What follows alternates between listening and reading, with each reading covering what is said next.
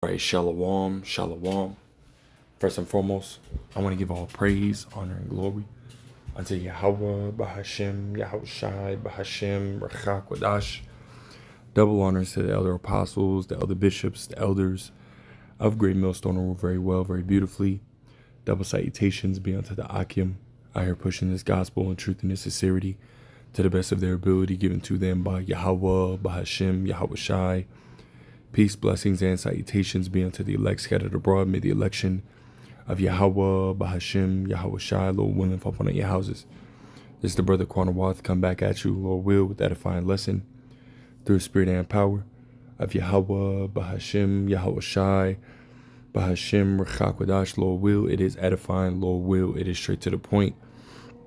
And, as of, I think it's yesterday, right, Wednesday afternoon, there was a sort of I guess you could say, a peace deal, right, that was ultimately signed between Iran and, America, right? Donald Trump, as it says right here in the end time headlines, it says Trump personally signs Iran deal at Versailles. It says, we'll read a little bit of this, man, but this right here, man, don't get discouraged, man, because we understand that according to prophecy, right, this war is still going, to, get inflamed, right, and continue on, right? But we'll get into it. It says President Donald Trump personally signed a landmark memorandum of understanding with Iran during a dinner at the Palace of Versailles on Wednesday, marking a major diplomatic breakthrough aimed at ending months of conflict in the Middle East, right? Which, again, right, we understand that, and we've seen this, happen before, right? When it came to, that 12-day war, what they call 12-day war, I think it was last year. I think it was last year or earlier, the beginning of this year. There was a 12-day war that, America and, Iran, right, were ultimately in, and it was short. And there was, so-called ceasefire or a deal that was made. And then what happened, right? It sparked up again, So this very well could, again, spark up again here soon. We understand that Esau Edom, is ultimately, he's the fucking devil that the Bible speaks of, man. It says Iranian President Masoud Pezeshkian also signed the document known as the Islamabad MOU, which immediately triggers key steps, including the reopening of the strategically vital Strait of Hormuz and the lifting of the U.S. naval block on Iranian ports. The agreement follows earlier electronic approval and comes after intense negotiations. Right, Pakistan Prime Minister Shehbaz Sharif announced the development, stating that Islamabad MOU shall enter into force with immediate effect, and as a first step, the Islamic Republic of Iran will instantly reopen the Strait of Hormuz, and the United States of America will immediately lift the naval block. Right? Sharif praised the leadership in both nations for embracing peace. Right? And there was something that that they were stating, that they were ultimately trying to seek peace in the Middle East. Right, which again, we're not in the time of peace, right? We're not in the time of peace, right? Let's go ahead and grab that real quick, right? This is Ecclesiastes chapter 3, and we'll start at verse 1, right, as we always do, right? It says, to everything there is a season and a time to every purpose under the heaven. So the reason why we're seeing, because ultimately what this, this deal that, America and Iran ultimately struck, right? You have the small hats, right? Netanyahu, and the small hats, right? Ultimately saying that it screws them, that it's not in their favor, and as we had seen before, they're quick to, shoot bombs and whatnot and destroy, more of Lebanon and, and so on and so forth. And that ultimately is the reason for this whole war, right? The small hats, right? The JOOs, right? The big noses, right? They ultimately are the reason for this war being started, right? As we read in Jeremiah 50 and 45, right? It tells you what, that the least of the flock, right? Which is those small hats, You know, the fake JEWs, right? They're the that they're the cause of this war, right? Scriptures say that the least of the flock shall draw them out, right? And we're seeing that happen, right? We're seeing that take place, right? So as we see them ultimately, reach this so-called peace deal, right? We understand what the scriptures say, right? That we're not in the time of peace. As you drop down, verse 8, it says a time to love and a time to hate, a time of war and a time of peace, right? And we are definitely in the time of war, right? You just had Trump, right? Ultimately, basically is, continuing to harp on these different, companies, to continue to ramp up weaponry, development, right? Ammo and weaponry development, right? So if this peace deal was truly, right, an establishment of peace, right, in the Middle East, then why is it, right, that they haven't, switched the name of Secretary of War back to the Secretary of Defense? And why is Trump trying to push, right, these companies, right, to produce more, ammunition and weaponry?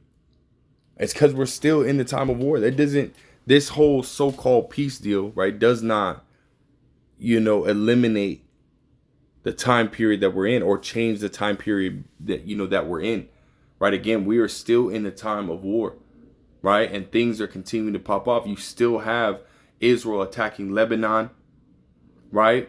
I think it was Israel, ultimately shot off, if I'm not mistaken, right, shot off rockets and hit Beirut.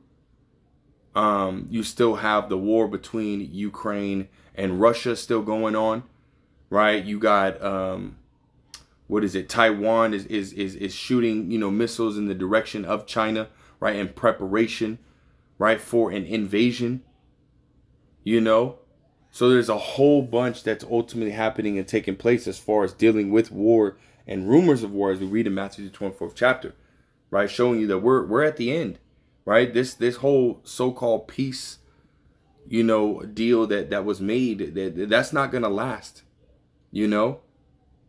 It's not going to last. And I'll read the rest of this and we'll grab, I have another article, and Lord we'll get to it. But if not, we'll grab a few precepts and close out, right? It says the deal allows Iran to retain its enriched nuclear material inside the country, where it will be diluted under International Atomic Energy Agency supervision. It says it also establishes mechanisms for Tehran to access frozen funds and assets abroad, along with U.S. Treasury waivers for Iranian oil exports. Articles within the memorandum outline limits on U.S. military activity in the region while setting the stage for further nuclear talks. And this is, as far as what's being outlined in this article, it's not necessarily giving all of the details, but just what's being read. And none of this ultimately, benefits the United States, right? None of this benefits the United States, right? Limited American, military in the surrounding areas, right? Release of Iranian assets and Iranian ports. Iran gets to keep its, I think it's lithium. If I'm not mistaken, now I know, and it's not lithium. What is that? Uranium, right? They get to keep all of their uranium, right, in their country, right? They just have to dilute it. None of this ultimately benefits America at all. So you best believe, right? And then again, right, going back to, Israel, right? Israel ultimately said that this ultimately, screws Israel, and you even have some, officials here in America saying that this deal ultimately screws America as well, man, and it was signed. Right, and you best believe that they're not going to just settle for that, man. So this very well may not hold, right? And it may only last, a week or two, just going off of Esau's track record, and how he moves. This ain't going to last very long. Let me get this right. It says that it also establishes mechanisms for Tehran to access frozen funds and assets abroad, along with U.S. Treasury waivers for Iranian oil exports. Articles within the memorandum outline limits on U.S. military activity in the region while setting the stage for further nuclear talks. French President Emmanuel Macron hailed the signing, noting it paves the way for lasting peace and allows the reopening of the Strait of Hormuz and could soon lead to lower energy prices, right? Which we're already starting to see, right? Let me just get to this. Matter of fact, I'll read this and we'll get to the other article. It says the U.S. Senator Eric Schmidt described the outcome as one many experts once deemed impossible, emphasizing verification over trust.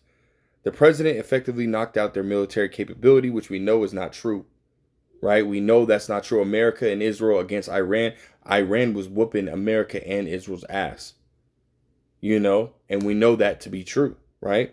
It says, what the president has done is create space for diplomacy, which has always been his North Star. He said no, right? Because we understand that it was all about resources, right? They're trying to get the uranium, and he was threatening taking over the Kagar Island, if that's how you say it, Gar Island, which is where Iran ultimately processes its oil, just like they ultimately did with Venezuela, right? Came in there, took out Maduro and his wife, not killed him, but ultimately removed him, captured him, brought him here, to the United States, and then ultimately, took over, right, Venezuelan oil, which is the largest oil reserve in the entire world, 303 billion, barrels of oil, But let's go to this other article I have because it talked about lower energy, prices. And we're already seeing it, right? It says gas prices fall below $4 for first time in over 5 months after U.S. Iranian agreement to reopen Strait of Hormuz. And then you best believe, right, these average peons, right, they're going to think that everything's all good, right? Just based off of, prices going lower, right? There was a so-called deal that was established, right, between America and Iran, right? But see, again, right, according to prophecy, right, this World War III is going to take place, right? You read it in Revelations, right? I'm not going to get into that article, just kind of, and it outlines, certain states, whatnot that are ultimately, just again, the average price across the United States has fallen below $4. Even here in Arizona, right? You still got, you got prices of like $4.10, $4.20, but you have other places that are like $3.99, so just under, or $3.89, so just under that $4 mark. When I want to say 2-3 weeks ago, it was at $4.80, $4.90, right? $5 in some places, man. So the average peons, man, they're gonna think, oh, everything's all good. Prices are going back down. Oh, Trump ultimately saved, the economy. Which is how these people are gonna, ultimately, think about it. But again, as it, we're in a time of war. We're not in a time of peace, man. So this is not gonna be, some easily, and overcome, situation. It's not going to happen, right? Let's go to this in what is that? 1 Thessalonians 5 and verse 3. It says, "For when they shall say peace and safety, then sudden destruction cometh upon them, as travail upon a woman with child, and they shall not escape." Right? You're not going to be able to escape this judgment, man. Right? Again, this is the judgment that is written. Right, that's ultimately going to come upon America Babylon the Great. Right, America Babylon the Great is going to be the main receiver of these nuclear missiles, in which these nations are continuing to build. Right, Iran ultimately not producing any nuclear missiles after they then stated that they were ultimately, that the government of of Iran was ultimately pressuring, the Khomeini, to start building nuclear weapons. No, that shit just didn't go out the window. No, there was something that ultimately wasn't spoken because they just had that G7 summit, right? There was something that was ultimately spoken that hasn't been made public or that was said in that summit that ultimately, whether America got threatened, because you have to understand a vast majority of the European countries get their oil from, Russia. They get their oil from, the Strait of Hormuz. So they were being heavily affected, by the decision that America is making. You got, Moscow being bombarded, right? And different, oil refineries within Russia being bombarded by, Ukraine. you know, which that again depletes, the available oil for the European economy. And then again, right, the Strait of Hormuz being, blocked, right? So really America had to take that L. America has to take this L. And you think that America and Israel is ultimately just going to stand by and take that? No. That's not, how these devils move, man. Esau's going to have to pull back, regroup, and then he's going to come at it again. Right. In what way that's to be determined. Right. We'll ultimately just have to continue to, to watch and pay attention to this situation. Hey, but you best believe this ain't it, man. It's not going to just stop here. Right. We understand that, again, World War III, right, is prophesied to take place.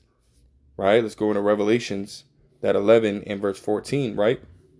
It says the second woe was past, and behold, the third woe cometh quickly. Right. This stuff. You had the first woe, which is World War I, second woe, which is World War II, and third woe, which is World War III. And that is fastly approaching. So don't sit here and look and see the prices going down and this so-called deal, this peace deal being made, this ceasefire being made, and think that it's going to, oh, that's it. That just ultimately stopped the whole thing. No, first and foremost, Israel is still, disregarding this so-called peace deal. And Israel is the one that sparked it in the first place. Sparked this war in the first place. So that right there can ultimately kill this whole peace deal, man. And it's supposedly it's they're signing some type of agreement, right? That's going to give them 60 days, right? 2 months to be able to, kind of settle everything. And within that 60 days, it very well could spark up again. And Lord will it does, man. Lord will it does. Because really, hey, we need this place to go down, man. Right? We need America to be destroyed in order for the kingdom of Yahweh Bashim El-Shai to be established. Now we understand that there's, order, right? We understand that Jacob's trouble, the hour of temptation, right? And the fullness of it, which is the mandatory implementation of the RFID microchip to be established before World War III can ultimately, happen, right? And the fullness of it, which is the use of those ICBM nuclear missiles, right? That it has to be in that order, right? But nonetheless, right, we're already seeing the infrastructure for, the MOTB has already been set up. They're already starting to pay people in stablecoin, right? The White House paid some of the UFC fighters for UFC 250, right? They paid them in a stablecoin, and then we're already seeing these wars, right? So hey, you best believe we're at the very end. So this is not some oh, okay, everything's all good. Let's go back to normal. No, right? Continue to watch, continue to pray, that this thing ultimately escalate and watch Yahweh Bashim El-Shai work, man. This ain't it, man. It's going to definitely, spiral out of hand, because again, we're in the time of war. Yahweh Bashim El-Shai is not just going to allow this, situation to die down. This ain't it. It's not going to die down, man. America will be destroyed via ICBM nuclear missiles, thus saith Yahweh Bashim El-Shai. Let's grab this, right? Because it's, for a while, or a lot of people have said that it wasn't going to happen, that World War III wasn't going to take place, but see, again, we're in the time where World War III is taking place, right? It's Ezekiel 12 and verse 23. It says, tell them, therefore, thus saith the Lord power, Yahweh Bashim El-Shai, I will make this proverb to cease, and they shall no more use it as a proverb in Israel, but saying to them, the days are at hand and the effect of every vision. So for so long, right, the people were saying, oh, World War III wasn't coming. World War III wasn't going to happen. And again, right, starting with the elder apostles on down, we were telling y'all that this was going to happen, that this was going to take place. And see, now it's here. And you don't hear people saying, oh, World War III isn't going to happen anymore. You start hearing more and more people saying World War III is going to happen. That we're in the time of World War III. We're in the time of Armageddon, as the people say and whatnot, man. You think that is just going to go away? You think people are just going to go right back to, oh, America, the home of the brave, the land of the free? No. This shit is done for, man. This way of life, this wicked rulership, Yahweh Bashim El-Shai is bringing it down.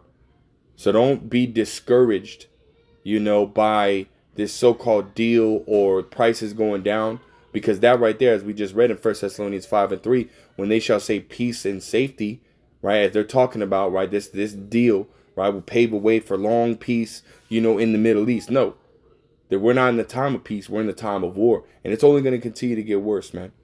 As it says right here at the very end of this precept, it says the days are at hand and the effect of every vision, right? Which when you go into that word vision, it goes back to prophecy. We're in the time where these last two major prophecies are ultimately starting to speak loud and clear. Hey, so you best believe this is going to change, right?